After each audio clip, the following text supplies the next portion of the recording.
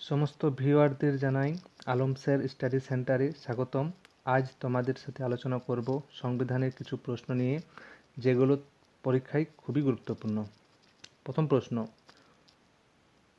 প্রথম প্রশ্ন, মৌলিক অধিকার সংবিধানের কত নম্বর অংশে আছে? অর্থাৎ মৌলিক অধিকার সংবিধানের কত নম্বর পার্টে আছে? এর সঠিক অ্যান্সার অপশন সি, অর্থাৎ পার্ট 3। পার্ট 3তে আমাদের মৌলিক অধিকার সম্পর্কে বলা হয়েছে। পার্ট 3-র আর্টিকেল হচ্ছে 12 থেকে 35। 12 থেকে 35 হচ্ছে মৌলিক অধিকার সম্পর্কে বলা হয়েছে, যেটি পার্ট 3। এবং 2 নম্বর প্রশ্ন, নাগরিকত্ব ভারতের সংবিধানের কত নম্বর অংশে আছে? এটি হলো পার্ট 2, অর্থাৎ দ্বিতীয় অংশে। দ্বিতীয় অংশে বলা হয়েছে নাগরিকত্ব আর্টিকেল কত? নাগরিকত্ব হচ্ছে 5 থেকে 11 নম্বর ধারাতে নাগরিকত্ব সম্পর্কে বলা হয়েছে। অর্থাৎ মৌলিক অধিকার বলা হয়েছে 12 থেকে 35 এবং নাগরিকত্ব বলা হয়েছে 5 থেকে 11। আর পার্ট 1-এ কী আছে? পার্ট 1-এ আছে ভারতবর্ষ ও তার অঙ্গরাজ্য, নতুন রাজ্য গঠন এবং রাজ্যের নাম পরিবর্তন, যেটি 1 থেকে 4 নম্বর ধারা। 1 থেকে 4 নম্বর ধারা হচ্ছে প্রথম পার্ট এবং 5 থেকে 11 হচ্ছে দ্বিতীয় পার্ট, যেটিতে নাগরিকত্ব আছে। এবং পার্ট 3 হচ্ছে মৌলিক অধিকার, যেটি হচ্ছে 12 থেকে 35 মৌলিক অধিকার। তাহলে আমরা এখানে 3টা পার্ট জানলাম। পার্ট 1 কী বলছে? পার্ট 1 বলছে ভারতবর্ষ ও তার অঙ্গরাজ্য, নতুন রাজ্য গঠন, রাজ্যের নাম পরিবর্তন। যে পার্ট 1 হচ্ছে 1 থেকে 4 আর্টিকেল, অর্থাৎ 1 থেকে 4 নম্বর ধারা। পার্ট 2-তে আছে 5 থেকে 11 এবং পার্ট 3-তে আছে 12 থেকে 35, যেটি মৌলিক অধিকার। তৃতীয় প্রশ্ন, নির্দেশাত্মক নীতি বা directive principle of state policy কোন ধারায় উল্লেখিত আছে? Directive principle of state policy, যাকে ডিপিএসপি বলা হয় শর্ট ফর্মে, যেটি আছে 35 থেকে 51, অর্থাৎ অপশন সিতে আছে 35 থেকে 51, যেটা নির্দেশাত্মক নীতি। যেটা পার্ট জিজ্ঞেস করা হয় তাহলে হবে পার্ট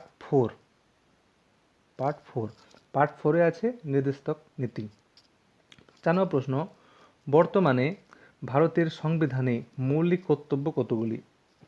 ভারতের সংবিধানে মৌলিক কর্তব্য বর্তমানে 11টি, অর্থাৎ অপশন ডি। কিন্তু প্রথমে ছিল 10টি কর্তব্য ছিল, এখন হয়েছে 11টি। 11 নম্বর লাস্ট, যেটা 11 নম্বর সংযোজিত হয়েছে, সেটি কি না 6 থেকে 14 বছরের শিশুদের শিক্ষার ব্যবস্থা সুনিশ্চিত করা পিতামাতার মৌলিক কর্তব্য। সেটি 11তম মৌলিক কর্তব্য কোনটি? না ওই 6 থেকে 14 বছরের শিশুদের শিক্ষার ব্যবস্থা সুনিশ্চিত করা পিতামাতার মৌলিক কর্তব্য। তাহলে এখন বর্তমানে মৌলিক কর্তব্যের পরিমাণ 11টি। আচ্ছা, মৌলিক কর্তব্য আমাদের মৌলিক কর্তব্য পার্ট 4-এর এতে আছে। তাহলে পার্ট 4-এ আছে নির্দেশাত্মক নীতি এবং পার্ট 4-এতে আছে আপনার মৌলিক কর্তব্য। তাহলে পার্ট 4-এ আর্টিকেল জিজ্ঞেস করা হয়, পার্ট 4-এর আর্টিকেল হচ্ছে 36 থেকে 51 হচ্ছে পার্ট 4-এর আর্টিকেল, যেটা নির্দেশাত্মক নীতি। এবং যদি মৌলিক কর্তব্য আর্টিকেল জিজ্ঞেস করা হয় তাহলে অ্যান্সার হবে 51A হচ্ছে আমাদের মৌলিক কর্তব্য। আর যদি প্রশ্ন পরীক্ষা আসে যে মৌলিক কর্তব্য কতগুলি আছে, তখন হবে 11টি। আর যদি বলা হয় যে মৌলিক কর্তব্য সংবিধানে কোন ধারায় আছে, তাহলে হবে 51A। আর যদি বলা হয় যে কত নম্বর অংশে আছে, তখন হবে পার্ট 4A। 5 নম্বর প্রশ্ন, কেন্দ্রের গঠন সংবিধানে কোন অংশে উল্লেখিত আছে? কেন্দ্র, যে আমাদের কেন্দ্র সরকার, এই যে পুরো গঠন প্রক্রিয়াটা সংবিধানের কোন অংশে বা পার্টে আছে? এর সঠিক অ্যান্সার হচ্ছে পার্ট 5, অর্থাৎ অপশন ডি। পার্ট 5-এ আমাদের আছে কেন্দ্রের গঠন, পার্ট পার্ট 5 যদি আর্টিকেল জিজ্ঞেস করা হয় তাহলে হবে 52 থেকে 52 থেকে 151, 151। এই 52 নম্বর আর্টিকেল থেকে 151 নম্বর আর্টিকেল পর্যন্ত শুধু কেন্দ্রের গঠন, কীভাবে কেন্দ্র পরিচালনা হবে, সমস্ত কিছু এই 52 থেকে 151 মধ্যে আলোচনা করা হয়েছে। এরপর 6 নম্বর প্রশ্ন, রাজ্যের গঠন সংবিধানের কোন অংশে আছে? অর্থাৎ কেন্দ্রের গঠনের পর আমাদের রাজ্যের গঠন দেখতে হবে এবং তারপরে পরে আছে অর্থাৎ 6। তাহলে 6 নম্বর পার্টে আছে রাজ্যের গঠন। রাজ্যের গঠনের যদি আর্টিকেল জিজ্ঞেস করে অর্থাৎ ধারা জিজ্ঞেস করে তখন হবে 152, অর্থাৎ 151তে যেই কেন্দ্রের গঠন শেষ 152 থেকে শুরু হচ্ছে এবং শেষ হচ্ছে 237-এ, 237-এ শেষ হচ্ছে রাজ্যের গঠন। তাহলে পার্ট 5 হচ্ছে কেন্দ্রের গঠন, পার্ট 6 হচ্ছে রাজ্যের গঠন। এর পরের প্রশ্ন, পঞ্চায়েতি রাজ। পঞ্চায়েতি রাজ সংবিধানের কোন অংশে উল্লেখিত আছে? পঞ্চায়েতি রাজ এর সঠিক অ্যান্সার পার্ট 9, অর্থাৎ অপশন এ। পঞ্চায়েতি রাজ এর পার্ট 9-এ এটি আছে পঞ্চায়েতি রাজ। 8 নম্বর প্রশ্ন, আচ্ছা যদি পঞ্চায়েত রাজের আর্টিকেল জিজ্ঞেস করা হয় তাহলে কি? পঞ্চায়েতের যে আর্টিকেল হচ্ছে 243 থেকে 243 ও পর্যন্ত। এবং যদি পৌরসভা জিজ্ঞেস করা হয় তাহলে পৌরসভা হবে 243 ও থেকে ও তো হলো পঞ্চায়েত পর্যন্ত, তাহলে তারপরে অর্থাৎ পি থেকে 243 পি থেকে 243 জি জেড জি, অর্থাৎ এই ভাগ পাট করা আছে 243-এর মধ্যেই পঞ্চায়েতি রাজও পড়ছে এবং পৌরসভা পড়ছে। এগুলি 1992 সালে এই দুটি সংযোজিত। পঞ্চায়েত রাজ 1992 সালের 73তম সংবিধান সংশোধনীতে যোগ করা হয় এবং পৌরসভা যেটা আছে সেটা 74 নম্বর সংশোধনে পৌরসভাটি যোগ করা হয়। এরপর 8 নম্বর প্রশ্ন, নির্বাচন কমিশন সংক্রান্ত যে অংশ, নির্বাচন কমিশন সমগ্র যে অংশ সেটি কত নম্বর পার্টে আছে? এর সঠিক অ্যান্সার 15, অর্থাৎ বি অ্যান্সার। 15 নম্বরে এই নির্বাচন কমিশন সংক্রান্ত যে নির্বাচন কমিশন কী হবে, মুখ্য নির্বাচন কমিশন, নানা রকম যে কনসেপ্ট আছে সংবিধানে সেটা আছে পার্ট 15, অর্থাৎ পার্ট 15-তে। তো পার্ট 15-তে বলা হয় যে আর্টিকেল কত, তখন হবে 324 থেকে 329 এ পর্যন্ত। এই আর্টিকেলগুলোতে আমাদের নির্বাচন কমিশন যে সংক্রান্ত যাবতীয় তথ্য আর্টিকেল আমাদের সংবিধানে আলোচনা করা হয়েছে। 9 নম্বর প্রশ্ন, 8 কমপ্লিট। এবার 9 নম্বর প্রশ্ন হচ্ছে পিএসসি এবং ইউপিএসসি সংক্রান্ত। পিএসসি এবং ইউপিএসসি যে সমস্ত পিএসসির গঠন, পিএসসি চেয়ারম্যান কী হবে এবং পিএসসির যত রকম আলোচনা আছে সেসব আলোচনা আছে আপনাদের পার্ট কততে আছে? পিএসসি এবং ইউপিএসসি পার্ট 15, না পার্ট 15 আছে নয়, পার্ট 14, অর্থাৎ অপশান বি। অপশান বিতে আছে পিএসসি এবং ইউপিএসসি। তাহলে এর আর্টিকেল যে জিজ্ঞেস করা হয়, আর্টিকেল হচ্ছে 308 থেকে 323, 308 থেকে 323, 308 থেকে 323, 308 থেকে 323 পিএসসি এবং ইউপিএসসি এই সম্পর্কে আলোচনা করা আছে। এরপর 10 নম্বর হচ্ছে জরুরি অবস্থা। আমাদের সংবিধানে যে জরুরি অবস্থা সম্পর্কে কোন ধারায় আলোচনা করা আছে? জরুরি অবস্থা সম্পর্কে আলোচনা করা হয়েছে 352 থেকে 360, অর্থাৎ অপশান ডি। অপশান ডিতে 352 থেকে যে 360 নম্বর ধারাতে আমাদের সংবিধানের জরুরি অবস্থা সম্পর্কে আলোচনা করা হয়েছে। যেটি জিজ্ঞেস করা হয় কোন পার্টে আছে বা অর্থাৎ কোন অংশে আছে, তখন হবে 18 বা 18 নম্বর পার্টে জরুরি অবস্থা আলোচনা করা হয়েছে। ঠিক আছে, এবার জরুরি অবস্থা 3 রকমের হয়। একটা হচ্ছে জাতীয় জরুরি অবস্থা, একটা হচ্ছে রাজ্য জরুরি অবস্থা, একটা হচ্ছে আর্থিক জরুরি অবস্থা। তাহলে জাতীয় জরুরি অবস্থা কত নম্বর আর্টিকেল আছে? জাতীয় জরুরি অবস্থা আছে 352। এরপরে আছে রাজ্য জরুরি অবস্থা 356 এবং আরেকটা আছে, এটা হচ্ছে আর্থিক জরুরি অবস্থা, সেটা 360। মনে রাখা খুবই সহজ, 352কে মনে রাখলে হবে। 352 হচ্ছে জাতীয় জরুরি অবস্থা, তারপরে আসছে রাজ্য +4 করে, +4 হচ্ছে আর্থিক জরুরি অবস্থা। এবার সঙ্গে বলে রাখি যে আর্থিক জরুরি অবস্থা আমাদের এখনও দেশে একবারও হয়নি, যেটা 360 নম্বর ধারা আমাদের দেশে কখনোই লাগু হয়নি।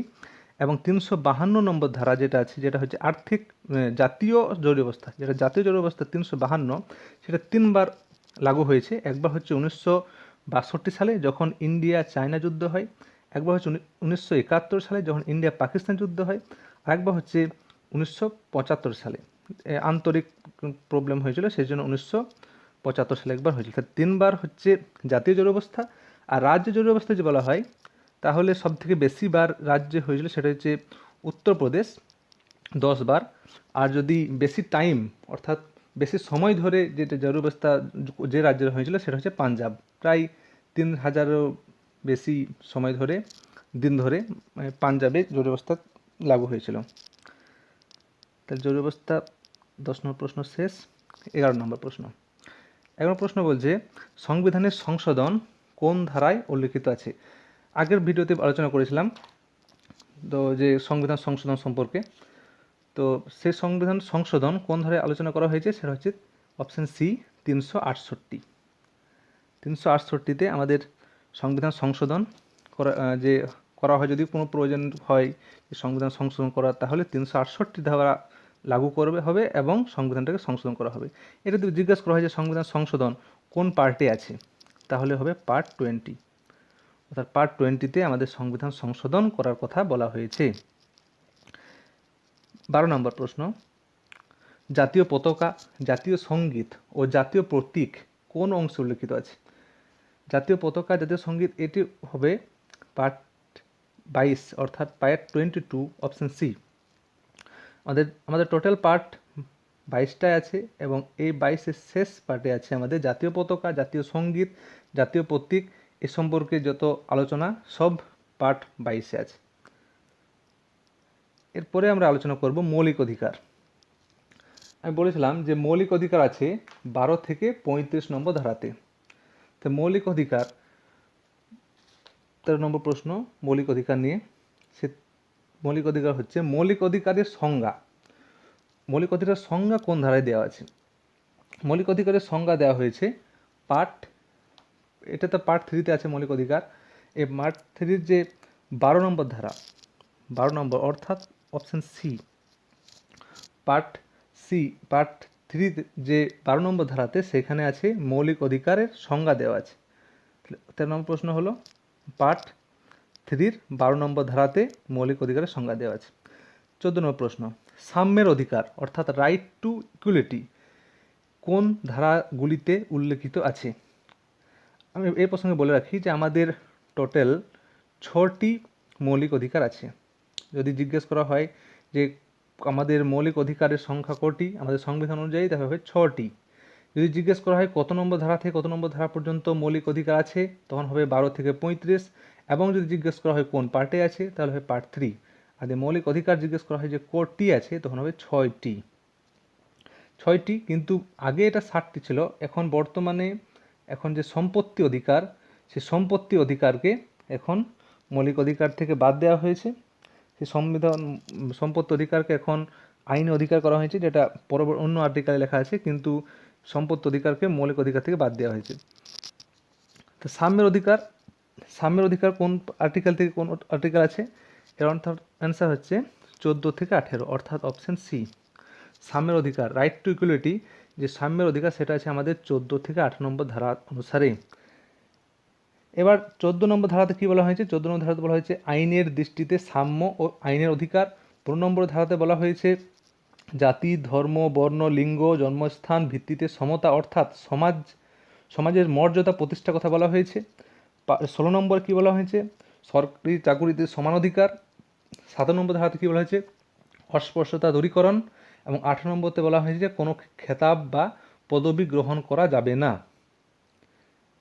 তো এটা সাম্যের অধিকারের মধ্যে সবগুলি পড়ছে, অর্থাৎ এর অপশান সি যেটা আছে 14 থেকে 18 এটা সাম্যের অধিকার। 15 নম্বর প্রশ্ন, স্বাধীনতার অধিকার।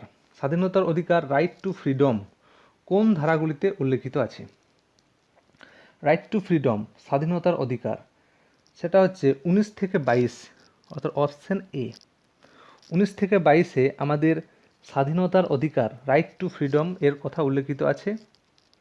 16 নম্বর প্রশ্ন, শোষণের বিরুদ্ধে অধিকার অর্থাৎ রাইট অ্যাগেনস্ট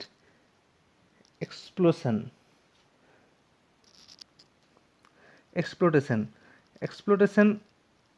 শোষণের বিরুদ্ধে যে অধিকার সেটা আমাদের মৌলিক অধিকারের মধ্যে একটা। সে অধিকারের যে ধারা, সে ধারা হচ্ছে 23-24 দুটো ধারাতে আছে আমাদের শোষণের বিরুদ্ধে অধিকার 23-24, অর্থাৎ অপশান বি। অপশান বিতে আমাদের যে 23-24 নম্বর ধারা আছে, এই 23-24 নম্বর ধারাতে আমাদের যে শোষণের বিরুদ্ধে আমাদের যে কোনো অধিকার, সে অধিকারটা দেওয়া আছে। 7 নম্বর প্রশ্ন, ধর্মীয় স্বাধীনতার অধিকার right two freedom of religion কোন ধারাগুলিতে উল্লেখিত আছে? ধর্মীয় অধিকার আমাদের আছে 25 থেকে 28, অর্থাৎ ধর্মীয় স্বাধীনতা অধিকার 25 থেকে 28, অপশান এ। অপশান এতে আছে আমাদের ধর্মীয় স্বাধীনতার অধিকার। এ প্রসঙ্গে বলে রাখি যে আমাদের দেশ ধর্মনিরপেক্ষ এবং অন্যান্য দেশ যেমন ইউরোপীয় কান্ট্রি যেমন ফ্রান্স, এইসব দেশগুলো এগুলো ধর্মনিরপেক্ষ, কিন্তু ওদের সঙ্গে আমাদের অনেকটাই পার্থক্য আছে। আমাদের ধর্মনিরপেক্ষ হচ্ছে পজিটিভ, আর সেখানকার ফ্রান্সেরই হচ্ছে নেগেটিভ। সেটা আবার কি? আমাদের যে ধর্মনিরপেক্ষ সেটা হচ্ছে সমস্ত ধর্মকেই মানে সাহায্য করা হবে, অর্থাৎ কোনো ধর্মকেই অবহেলা নয়, সমস্ত ধর্মই তার নিজেদের মতো উৎসব পালন সমস্ত কিছু করতে পারবে এবং কোনো ধর্মকেই দমানো যাবে না। কিন্তু ফ্রান্সের ক্ষেত্রে দেখা যায় তাদের নেগেটিভ, সেটা হচ্ছে না তাদের কোনো ধর্মকেই পালন করা ভালোভাবে যাবে না, সব ধর্মকেই দমানো হবে। সেটা হচ্ছে তাদের ধর্মীয় নিরপেক্ষ। আর আমার ধর্ম নিরপেক্ষ একটু আলাদা, তাদের সঙ্গে আলাদা, আমাদেরটা পজিটিভ, ওদেরটা নেগেটিভ। তাহলে ধর্মীয় স্বাধীনতা অধিকার আমাদের সংবিধানে দেওয়া আছে 25 থেকে 28 নম্বর ধারা অনুসারে। 18 নম্বর প্রশ্ন, সংস্কৃতি ও শিক্ষাগত অধিকার সংবিধানের কোন ধারায় উল্লেখিত আছে? সংস্কৃতি ও শিক্ষাগত অধিকার 29-30, অর্থাৎ অপশন বি। 29-30 নম্বর ধারাতে আমাদের সংস্কৃতি শিক্ষার অধিকার সংবিধানে এই ধারাতে আছে 29-30। এরপর আসছে 19 নম্বর প্রশ্ন, শাসনতান্ত্রিক প্রতিবিধান অধিকার সংবিধানে কোন ধারায় উল্লেখিত আছে? শাসনতান্ত্রিক প্রতিবিধান এটি হচ্ছে শাসনতান্ত্রিক প্রতিবিধান 32 থেকে 35, অর্থাৎ অপশন সি 32 থেকে 35 আমাদের শাসনতান্ত্রিক প্রতিবিধানের কথা বলা হয়েছে। এবং এই 32 নম্বর ধারায় বলা হয়েছে যে কোনো রকম বঞ্চনার ক্ষেত্রে সুপ্রিম কোর্টে দ্বারস্থ হওয়ার অধিকার। যদি আমরা কোনো কিছু অধিকার থেকে বঞ্চিত হই তাহলে আমরা সেখানে সুপ্রিম কোর্টের কাছে যেতে পারি 32 নম্বর ধারা অনুসারে। তাহলে এই 32 থেকে 35 নম্বর ধারাতে আমাদের কি শাসনতান্ত্রিক প্রতিবিধানের অধিকার উল্লেখিত আছে। 20 নম্বর প্রশ্ন, কোন মৌলিক অধিকার বর্তমানে বাতিল হয়েছে? একটু আগে বললাম যে আমাদের একটা মৌলিক আগে 7টা ছিল, আগে 7 ছিল, এখন একটা বাদ গিয়েছে, এখন বর্তমানে হয়েছে 6টি। সেই 6টির মধ্যে বাদ কি গিয়েছে? অপশান সিতে যেটা আছে সম্পত্তির অধিকার। আমাদের সম্পত্তির অধিকার এখন সংবিধান থেকে বার হয়েছে। এবার যদি বলা হয় যে সংবিধান থেকে সম্পত্তির অধিকার বের হয়েছে কত নম্বর সংবিধান সংশোধনীতে, অর্থাৎ 44তম যে সংবিধান সংশোধন হয়েছিল 1978 মনে রাখবে 1978 সালে 44তম সংবিধান সংশোধন হয়েছিল। সেখানে বলা হয়েছিল যে সম্পত্তির অধিকারকে আর মৌলিক অধিকার রাখা যাবে না, তাই সেটাকে বের করা হয়েছিল এবং এখন বর্তমানে 6টি মৌলিক অধিকার আছে এবং এই মৌলিক সম্পত্তি অধিকারকে এখন বর্তমানে সংবিধানের 300 এ ধারাতে রাখা হয়েছে। এইখান থেকে ওই 31 সম্ভবত 31 নম্বর ধারা থেকে বের করা, আগে 31 নম্বর ধারাতে এই সম্পত্তি অধিকারটা উল্লেখ ছিল, সেটিকে এখন বাতিল করা হয়েছে, এখন 300 এতে নিয়ে যাওয়া হয়েছে এবং মৌলিক অধিকার বাদ দিয়ে সেটাকে আমাদের আইনগত অধিকার লিগ্যাল করে দেওয়া হয়েছে, কিন্তু মৌলিক অধিকার সেটা নেই। 22 নম্বর প্রশ্ন, কততম সংবিধানের সংশোধনীতে সম্পত্তির অধিকার মৌলিক অধিকারের স্বীকৃতি হারায়? এটা এখনই বললাম যে 44 নম্বর যে আমাদের সংবিধানের সংশোধন হয়েছিল, সেখানে আমাদের সংবিধানের যে সম্পত্তি অধিকার সেটা সংবিধানের মৌলিক অধিকার স্বীকৃতি থেকে হারায়। 22 নম্বর প্রশ্ন, সংবিধানের হার্ট অ্যান্ড সোল বলা হয় কোন ধারাকে? সংবিধানে হার্ট অ্যান্ড সোল বলা হয় 32 নম্বর ধারাকে, অর্থাৎ option A heart and soul of constitution বলা হয়েছিল। এটি বলেছিলেন কে? B.R. Ambedkar. Doctor B.R. Ambedkar বলেছিলেন যে এটা এই 32 নম্বর ধারাকে, যে এটাকে সংবিধানের হার্ট অ্যান্ড সোল বলা হয়, অর্থাৎ হৃদয় ও আত্মা বলা হোক। কারণ হচ্ছে এই দ্বারাই আমরা বলাই হয়েছে 32 নম্বর যে কোনো রকম বঞ্চনা হলে সেটা সুপ্রিম কোর্টে যেতে পারবে। অর্থাৎ এই যে অতগুলো যে মৌলিক অধিকার আছে, সে মৌলিক অধিকার তো কাউকে দেখা দরকার, যে যদি কেউ সরকার যদি না মানে সেক্ষেত্রে কি জনগণ সুপ্রিম কোর্টের কাছে যেতে পারবে এবং তাদের যে মৌলিক অধিকার, কেন তাদের মৌলিক অধিকার দেওয়া হলো না সে সম্পর্কে লড়তে পারবে। তাই সেটা সংবিধানের হার্ট অ্যান্ড সোল বলেছিলেন B.R. আম্বেদকর। তো আজকের মতো এই 22টা প্রশ্ন। এরকমই আরও ভিডিও পাওয়ার জন্য চ্যানেলটি সাবস্ক্রাইব করবেন এবং বন্ধুদের মধ্যে শেয়ার করবেন, এবং যে কোনো প্রতিযোগিতামূলক পরীক্ষাতে এখান থেকে প্রশ্ন আসার প্রবল সম্ভাবনা, এবং যেগুলি পড়াচ্ছি সেগুলোর মধ্যে সম্ভাবনা খুবই বেশি, কারণ যেগুলি দিচ্ছি সেগুলো বিভিন্ন আগের বছরের প্রিভিয়াস ইয়ারের যত কোশ্চেন পেপার সেখান থেকে কালেক্ট করে এবং নিজস্ব অভিজ্ঞতা থেকে